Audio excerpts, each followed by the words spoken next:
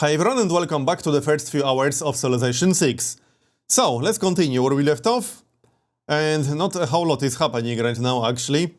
We kicked China out, so we'll be able to go to war with Monty again soon. But we are still technically at war with China. Now, I don't think diplomacy is 100% finished. And you'll see what I mean once I make peace with China. And I mean, I already made peace with Monty.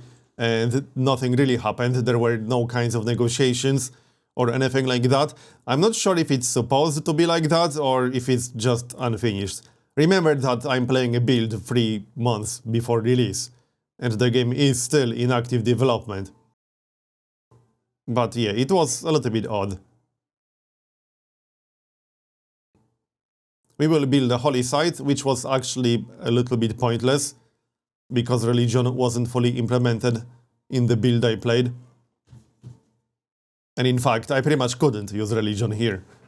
That's why you didn't really see anything beyond pantheons. But I built a holy site anyway, because why not? +6 is pretty good. And in general, single mountain tiles will be quite valuable, for adjacency bonuses that is. But that's no different than single mountain in Civ 5 for an observatory. Other than that, we still need more gold. 400 is not quite enough. And I should be getting some new units sometime soon. Here we got the trade route again. I wasn't entirely sure where to send it because I wanted roads. So I decided to send it to my third city to get a road there. Because remember, trade routes is the only way to get roads. Early on. There is a way to build roads yourself, with a military engineer unit, which you unlock around the late medieval era. So that is something you can do. But until then, trade routes is the only way to build roads. That's the chariot, the heavy chariot. And the upgrade to a knight costs 190. That is not cheap. Not at all. And we're going to start our last city soon. Mostly to get the iron, so that I can actually upgrade some of my units that require iron.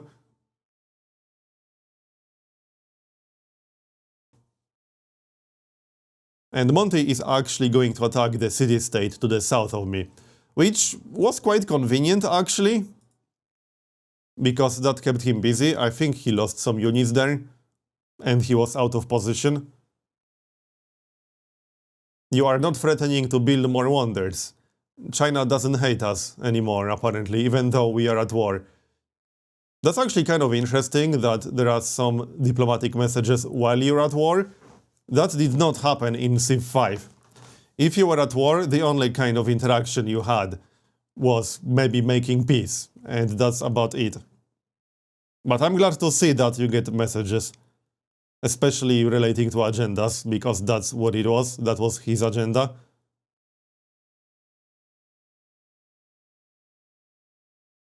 So, Rio, we need to build something in there. Just moving the units around.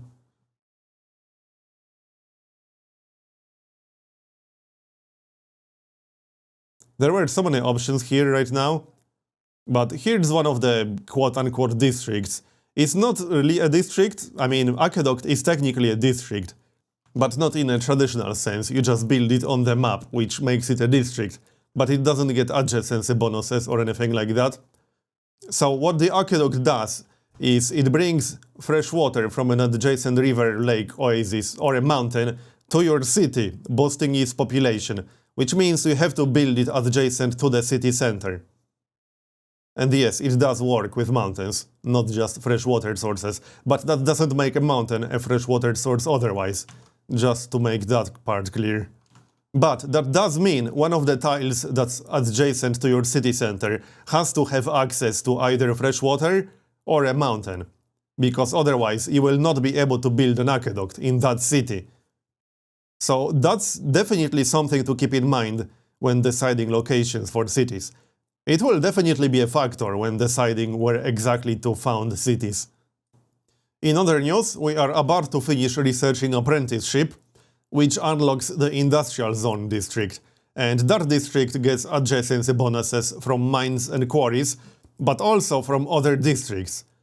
So this is roughly the point of the game where you really have to start thinking about your adjacency bonuses and planning your districts, because optimizing your districts is really not going to be that easy, and is going to be different for every single city, because of the terrain. And next we'll go for machinery, which unlocks the lumber mills. And also we can grab another great scientist. And this guy triggers Eureka moment for 2 random technologies, and 1 inspiration moment for a random civic. I will be getting 1 more great scientist later. And here's Monty again, congratulating us. So at this point, this definitely has to be related to his hidden agenda. Because there's no other explanation for it, really. But we do not technically know what that agenda is, it's still hidden. I think there's a way to reveal it later in the game, but I didn't get that far.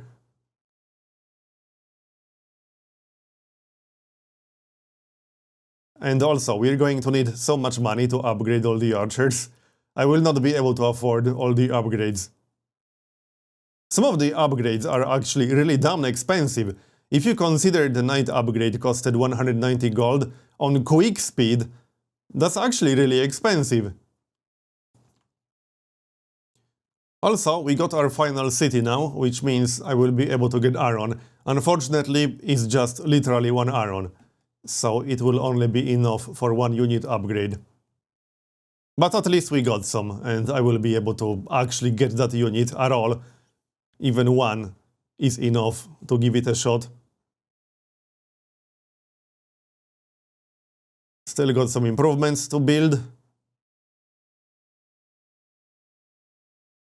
And I think that war with China will be done pretty soon. I could have pissed out already, probably. He's not really sending any units. He's nowhere close to us.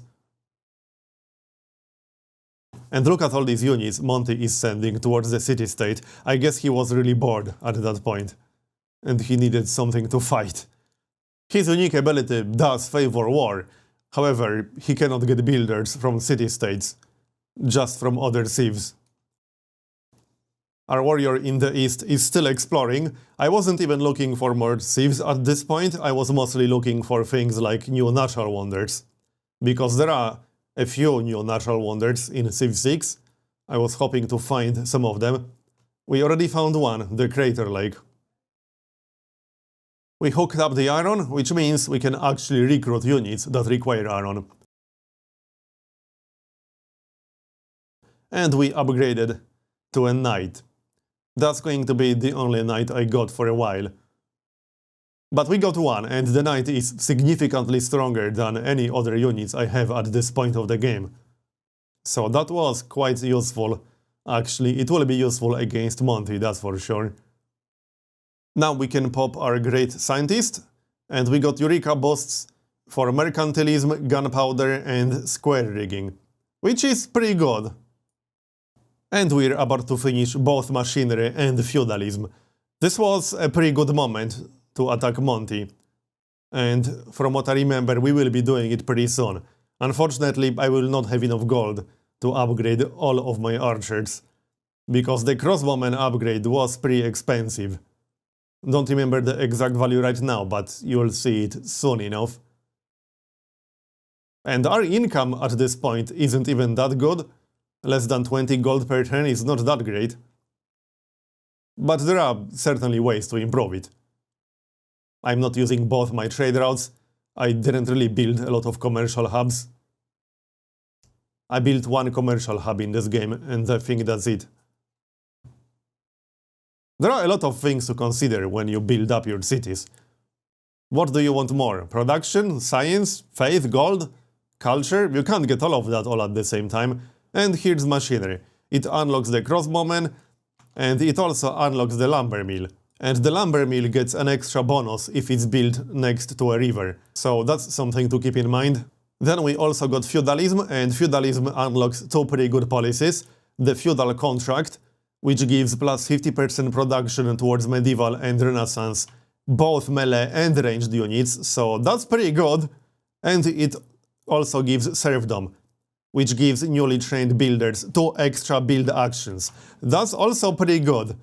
That's going to be pretty damn important for really wide empires that are going to need a crap ton of builders. It will also be pretty good for civilizations like China, who can use builders to boost wonder production. And now we got some new research to do, and there are quite a few options here.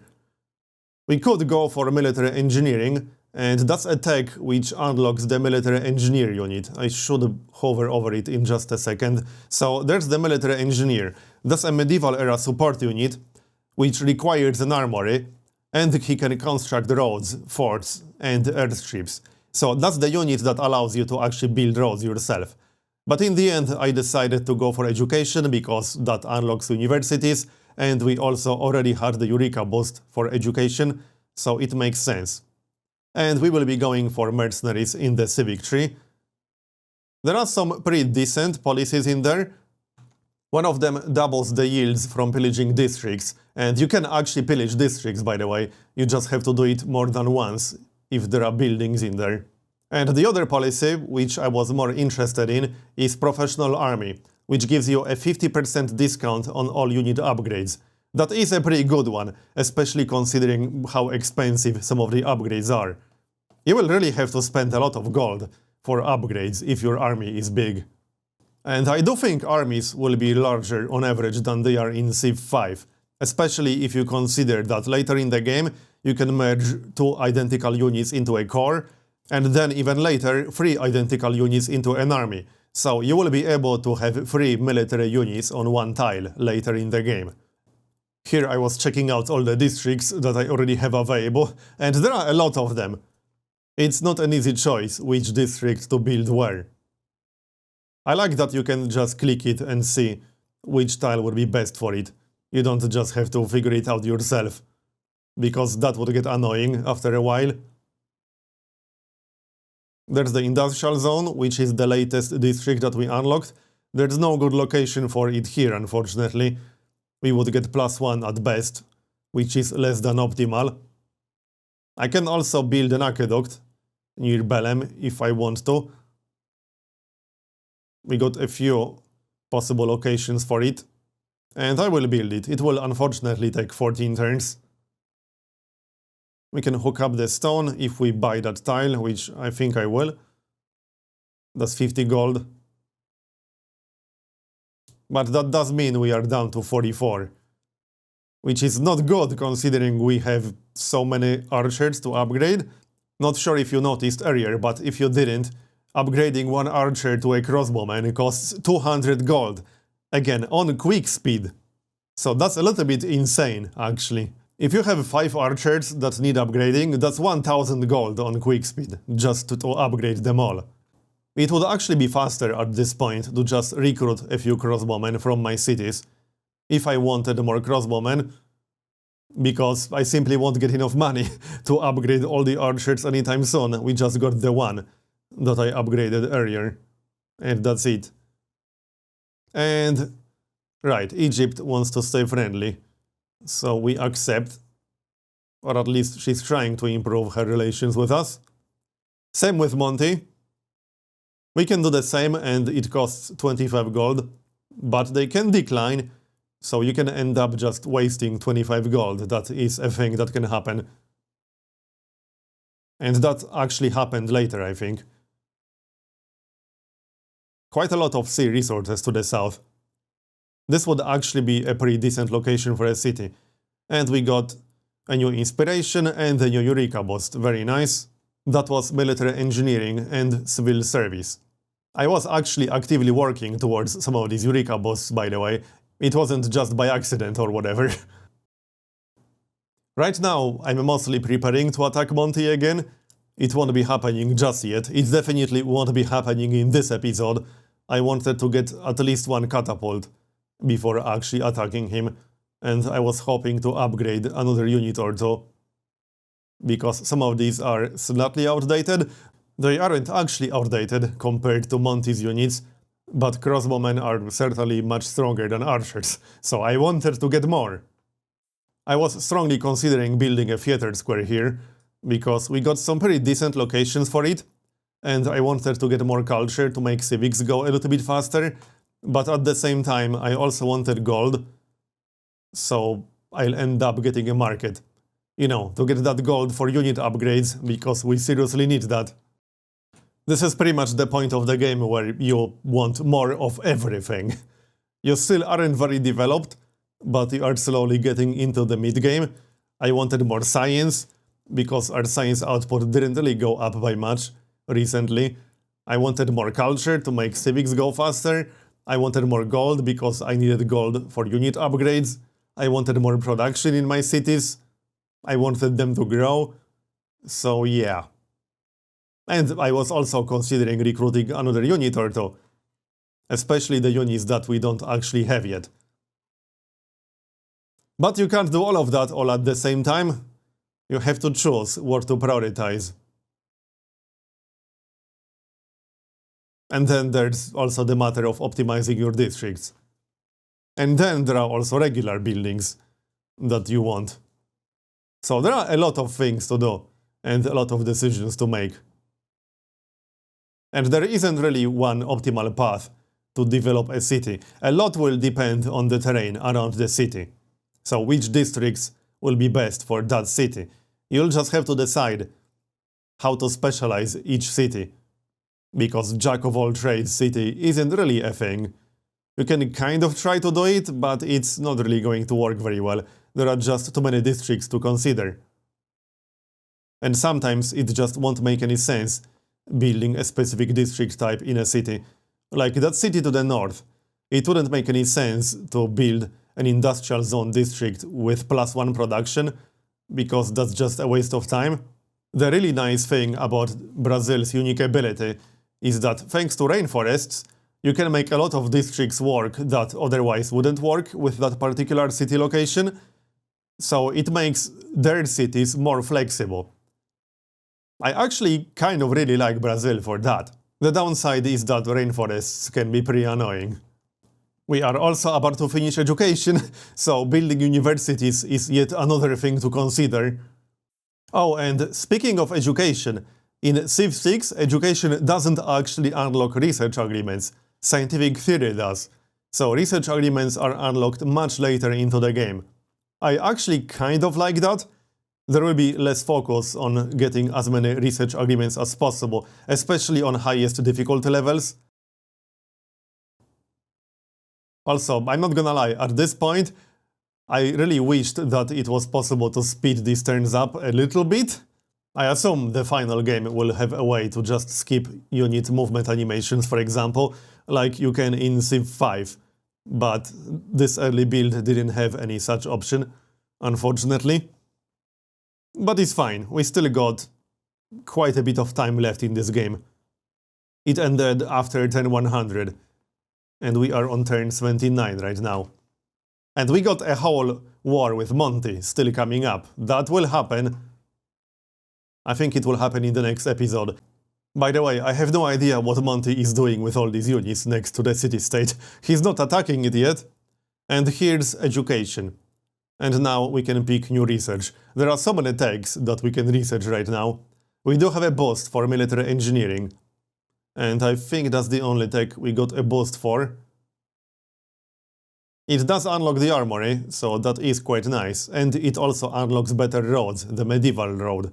So that's what we'll go for. And it's also required for gunpowder, which I already got a boost for, so that's kind of what I was shooting for, gunpowder. Here we're going to build an aqueduct again, just to boost this city's population. And if you look at the bottom of the screen, you can see that our housing capacity is still at 7 out of 10. So I'm not quite close to reaching my housing capacity, which is good. I'm pretty much waiting for Mercenaries Civic to finish, because with that we can get professional army.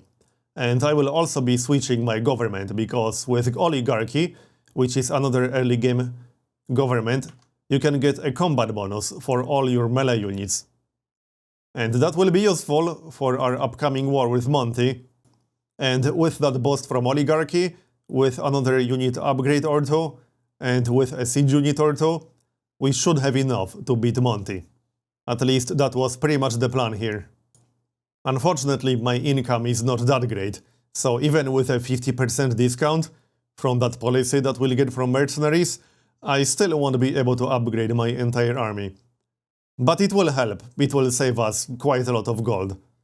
It is a really nice policy if you have a large army that requires upgrading. In fact, you will find yourself swapping policies a lot. Which is good, I like that. It's certainly better and more engaging than just, let's say, unlocking the whole tradition tree and then forgetting about it for the rest of the game, which is kind of what happens in Civ 5. So now I will switch to Oligarchy, which will give all our melee units +4 combat strength.